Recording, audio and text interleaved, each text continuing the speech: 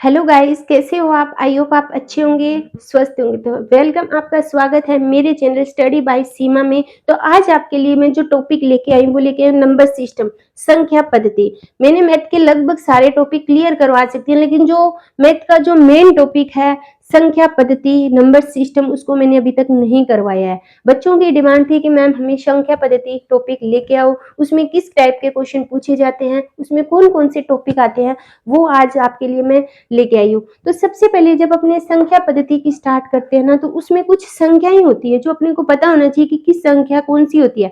सबसे अगर पहले मैं बात करूं प्राकृतिक संख्या की, प्राकृतिक संख्या, उसके बाद मैं बात करूंगी पूर्ण संख्या, ठीक है। उसके बाद मैं बात करूंगी भाज्य संख्या, फिर अपनी बात करेंगे अभाज्य संख्या, उसके बाद अपनी बात करेंगे कौन सी संख्या, भाज्य संख्या, सम संख्या, और फिर अपना जो मेन है वो है विषम संख्या। यानी अपनी ये जो सिंपल सिंपल संख्या है उनकी बात करेंगे कि ये संख्या क्या होती है और इनके कौन कौन सी नंबर है इसमें आते हैं। ये सारा टॉपिक है वो संख्या पद्धति में। वैसी संख्या पद्धति है, टॉपिक है, उसकी कोई लिमिट नहीं है, कितना भी अपने बढ़ाकर उसको कर सकते हैं। लेकिन जो मेन मेन पॉइंट्स आते हैं वो आपको मैं इस वीडियो में करवाऊंगी, इसलिए वीडियो को अंत तक पूरा देखना, ठीक है बच्चों। अब देखो, सबसे पहले आती है जो प्राकृतिक संख्या होती है वो क्या होती है। हमेशा ध्यान रखना, जो प्राकृतिक संख्या होती है वो एक से स्टार्ट होती है, एक से अनंत तक, ठीक है। यानी एक से जो संख्या स्टार्ट होती है वो क्या होगी, प्राकृतिक संख्या।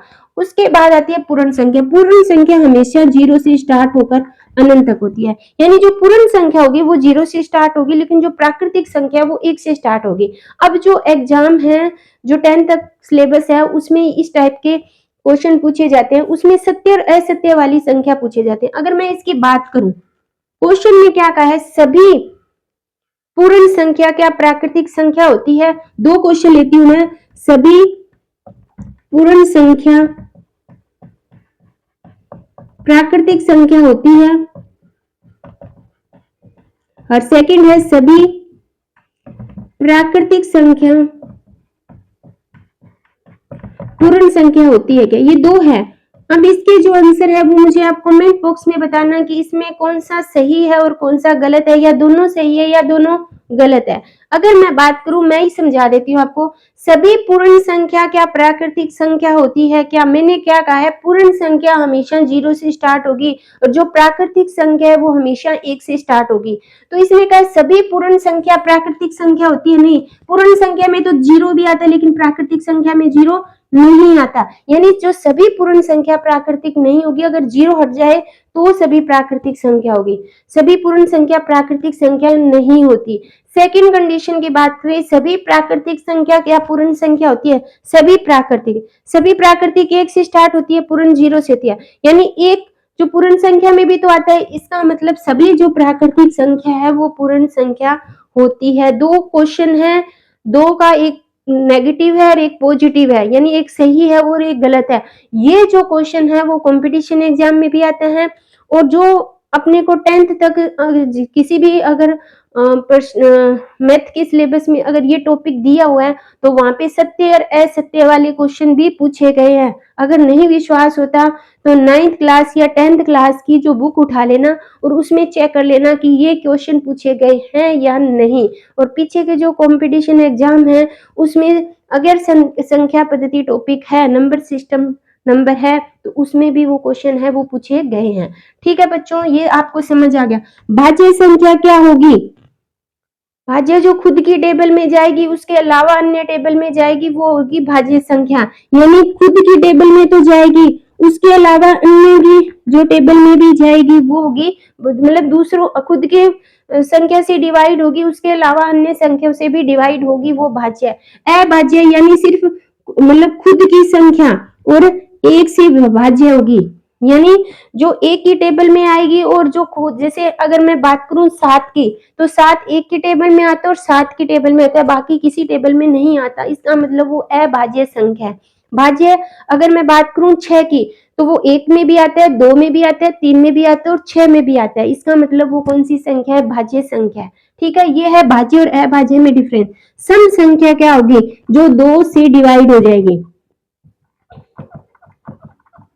जैसे अगर मैं बात करूं 64, 78, 106, यानी जो 2 से डिवाइड हो जाएगी वो क्या कहलाएगी? सम संख्या की। या आपने कह सकते हैं जिसके पीछे 2, 0, 2, 4 और 6 और 8 ये नंबर्स हैं, वो टू सम संख्या कहलाती है। विषम इसे अपने कहते हैं इवन नंबर। और जो ओड नंबर होते हैं, विषम संख्या कौन सी होगी? जो विषम संख्या कौन सी हो जाएगी? 1, 3, 5, 7, यानी इनको छोड़ के जो भी पीछे नंबर आएंगे, यानी जो सम संख्याओं के छोड़ के पीछे जो भी नंबर आएंगे वो सारी क्या होगी? विषम संख्या होगी। ये तो था सिंपल मेन जो संख्या पद्धति के, या अपने इन पूरी संख्याओं को क्या कह सकते हैं? वास्तविक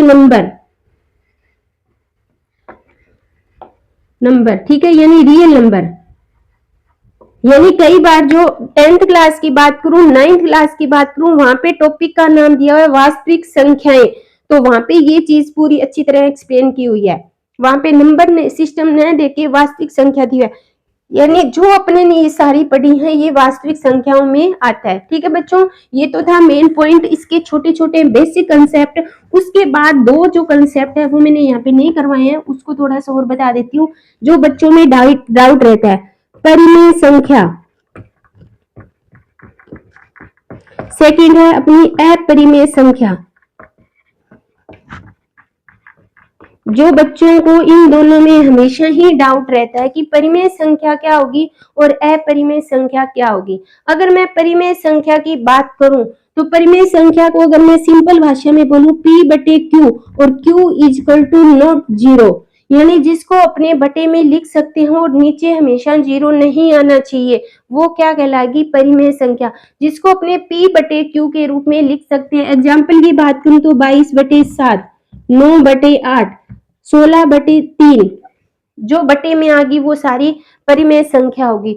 उसके अलावा मैं बात करूं, अगर कोई संख्या अंडर में है,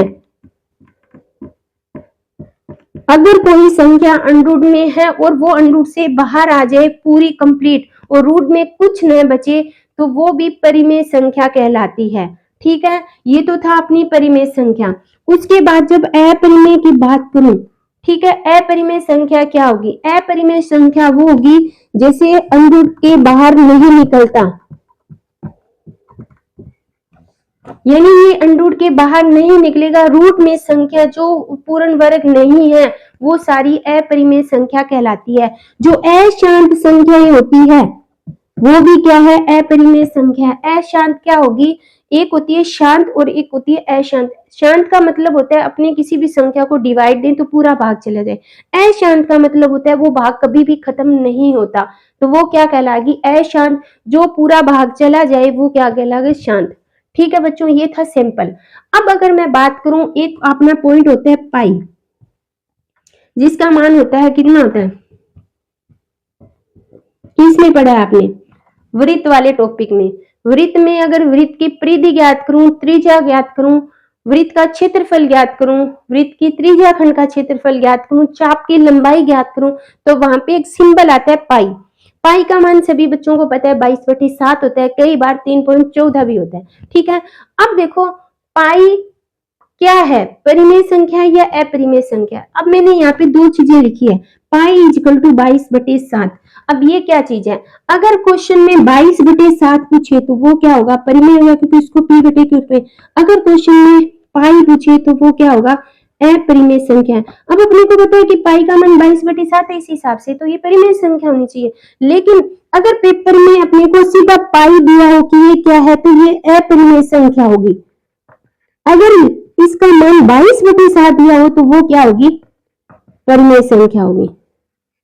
ठीक है बच्चों, ये था अपना बेसिक कंसेप्ट। वास्तविक संख्याओं में ये जितनी भी मैंने संख्याएं बताई है वो सारी क्या होती है? वास्तविक संख्या या नंबर सिस्टम है, उनका बेसिक जो कंसेप्ट है वो होता है। ठीक है बच्चों, उसके बाद अपने थोड़ा सा और इसमें आगे चलते हैं कि आगे अपने इसमें क्या पढ़ेंगे। उसमें पढ़ेंगे भाजकता का नियम।